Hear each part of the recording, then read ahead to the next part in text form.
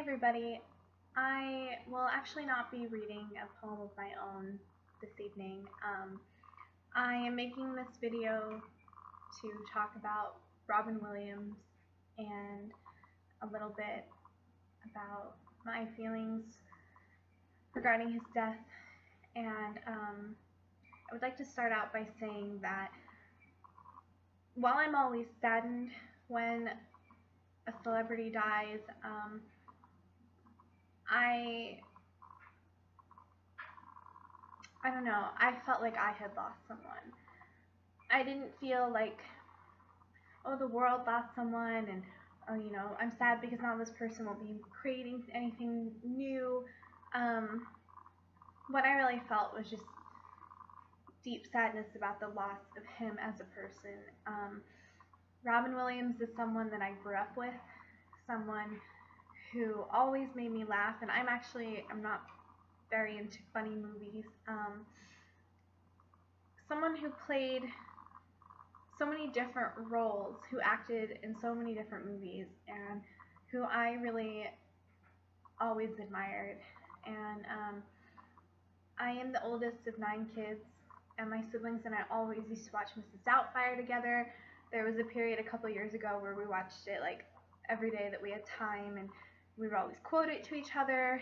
And one of my sisters was actually with me the day that Robin Williams died, and we found out in a coffee shop.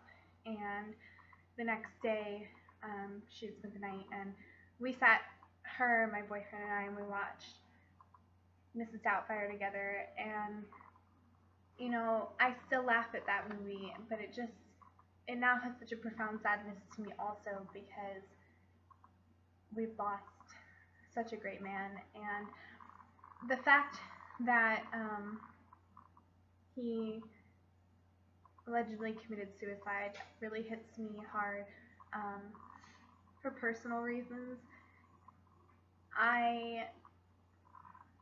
I'm sad that it takes something like this to get the world to talk about depression or bipolar, because I've actually heard 2 different things. I've heard that he was depressed, and I've heard that he has bipolar disorder, and they're 2 very different things.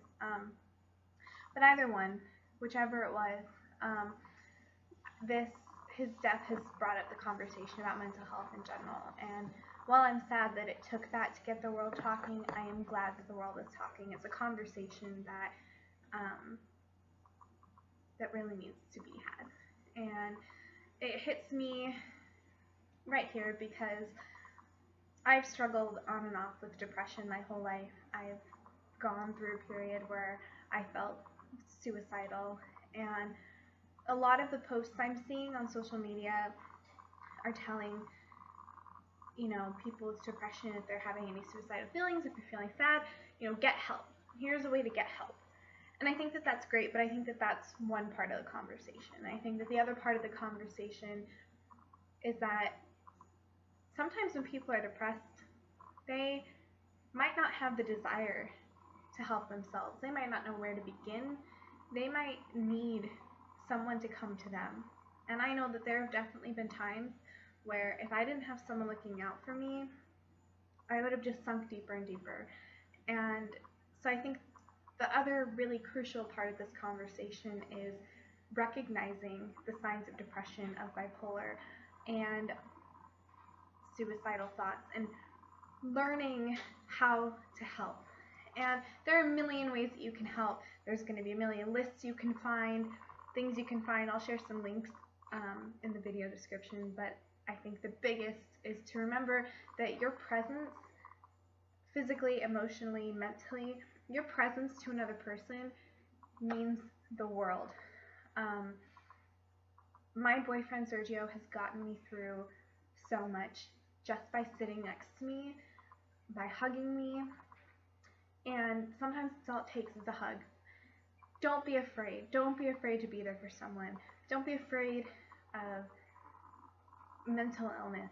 Don't be afraid to talk about it, to spread awareness, because it's a big deal and it should be talked about. It needs to be handled the right way.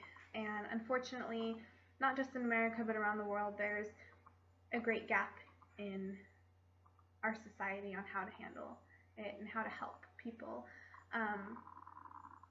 So that's just what I would like to say about depression and bipolar and mental illness in general, because I think being an advocate for mental health is very important, especially today. And who knows what Robin Williams went through? Who knows if he tried to get help? Nobody can know what's really going on in someone's mind. But I just know that we lost a great man for very sad reasons. And I would like to share the poem by Walt Whitman, "Oh Captain, My Captain." Robin Williams read this poem in his film The Dead Poets Society, which is a favorite film of mine by him. And I know I loved that recently on social media, Amanda Palmer, by posting a picture of herself on a desk holding a sign saying, "Oh Captain, My Captain," started this whole thing on Twitter and Instagram and Facebook of her followers also standing on desks holding a sign saying, "Oh Captain, My Captain." So Robin Williams, this is for you. I hope that wherever you are more at peace. "Oh Captain, my Captain, our fearful trip is done. The ship has weathered every rack, the prize we sought is won. The port is near, the bells I hear, the people all exulting, while follow eyes the steady keel, the vessel grim and daring. But oh heart, heart, heart, oh the bleeding drops of bread, where on the deck my captain lies, fallen cold and dead. Oh Captain, my Captain, rise up and hear the bells. Rise up, for you the flag is flung, for you the bugle trills. For you bouquets and ribboned wreaths, for you the shores are crowding, for you they call, the swaying mass, their eager faces turning.